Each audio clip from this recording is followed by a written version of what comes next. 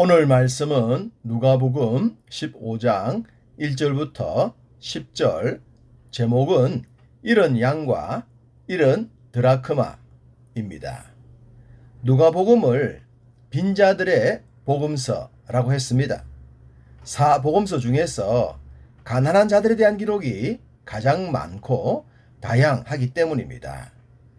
누가복음이 헬라인을 위해 기록이 된 만큼 이방인, 즉 유대인들에게 인정받지 못했던 약자들에 대한 기록이라고 할 수 있겠습니다.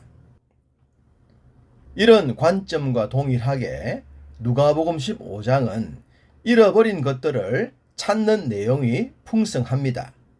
마치 마태복음 13장이 비유로 가득하듯이 말입니다.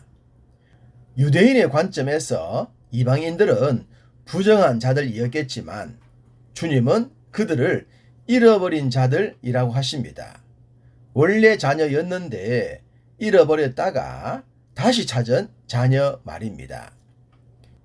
유대인들은 이방인을 근본부터 다르게 봤지만 주님은 근본은 같으나 복음 밖에, 즉 영적으로 잃어버렸던 그들을 되찾아 회복시키려 하신 것입니다.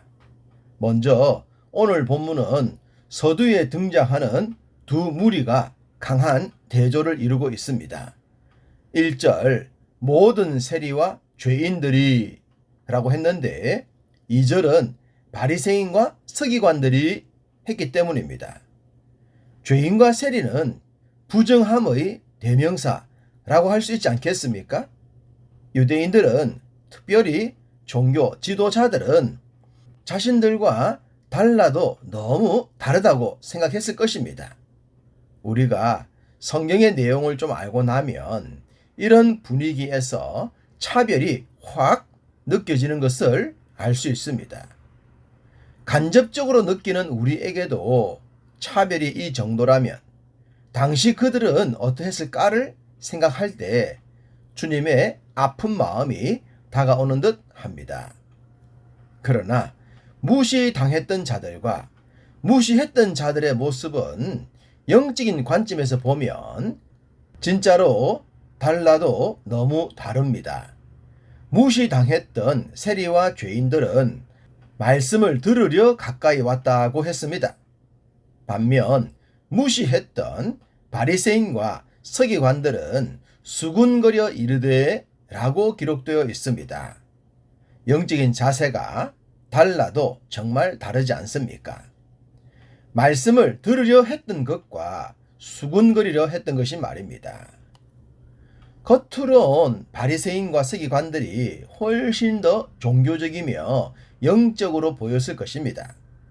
복장만으로 볼 때도 사람들에게 확실한 눈도장을 찍지 않았겠습니까? 실제 그들은 어느 정도 학문을 갖췄을 것이고 제법 많은 경건의 시간을 가졌을 것입니다. 아마도 그 자리에 이르기 위해 노력도 많이 했겠죠. 그렇지만 그 모든 결과가 수군거림으로 나타난다면 그들의 모든 수고가 무슨 의미가 있겠습니까? 오히려 그렇지 못한 세리와 죄인들의 삶이 더 돋보이지 않을까요? 힘써 이룬 후 후회하지 않도록 깨어 있어야 할 것입니다. 그럼 바리새인과 서기관들은 어떤 일로 인해 수군거렸을까요? 내용을 보시면 이 사람이 죄인을 영접하고 음식을 같이 먹는다입니다. 전혀 새로울 것이 없는 익히 우리가 봐왔던 내용입니다. 바리새인과 서기관들의 눈엔 죄인이라 생각했던 자들과 식사하는 것이 너무나도 불편했던 것 같습니다. 그러니 남들의 귀에 들릴 정도로 수군거렸던 것입니다.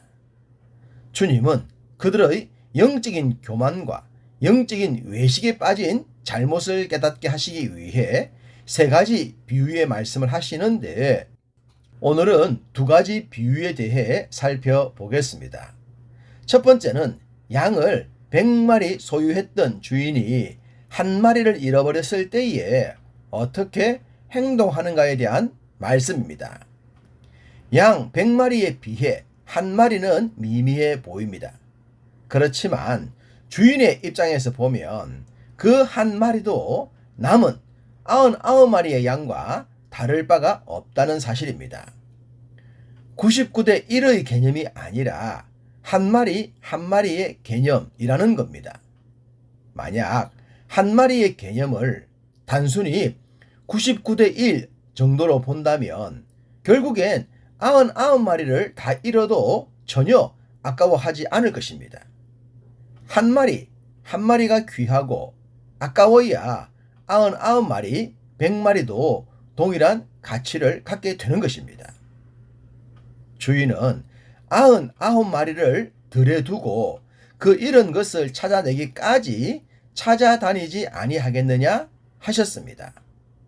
이 말씀은 99마리를 방치한다는 것이 아니라 99마리와 동일한 가치를 지니고 있음을 강조하신 것입니다. 주인은 찾아내기까지 찾아다닐 것이라고 하셨습니다.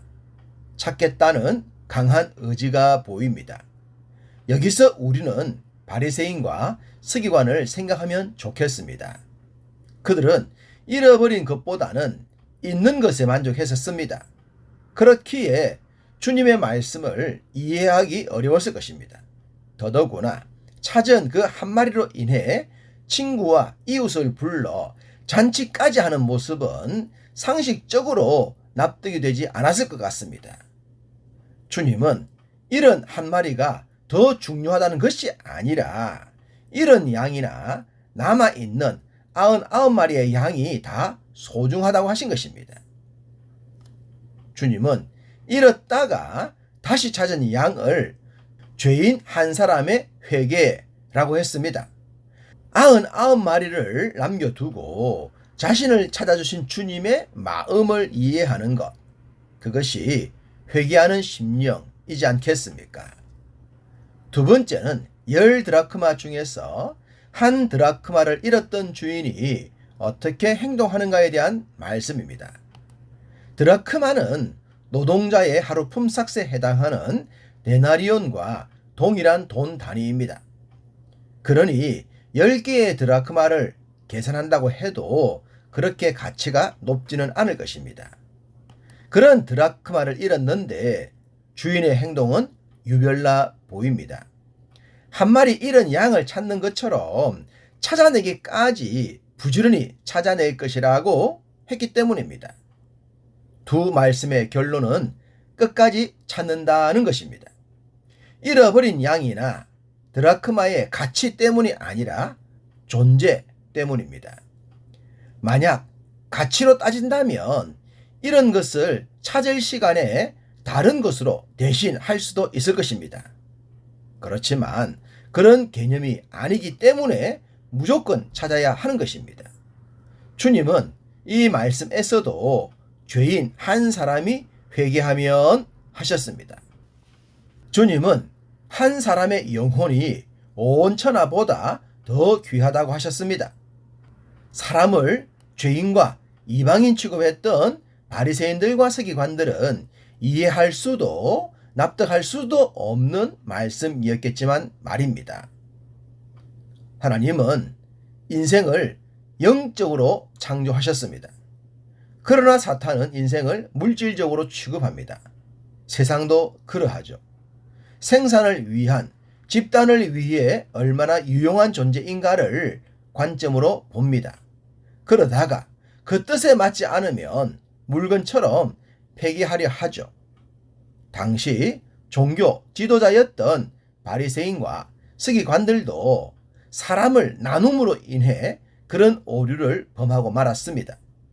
그러므로 우리는 잊지 않아야 합니다.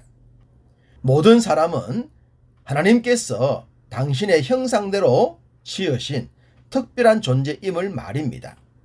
나 자신이 소중하듯 모든 사람은 소중합니다. 현재 하나님을 만나지 못한 자들까지도 말입니다. 그러니 모든 영혼이 주를 알기까지 우리의 삶이 복음이 되고 선한 목자의 삶이 되시기를 간절히 소망합니다.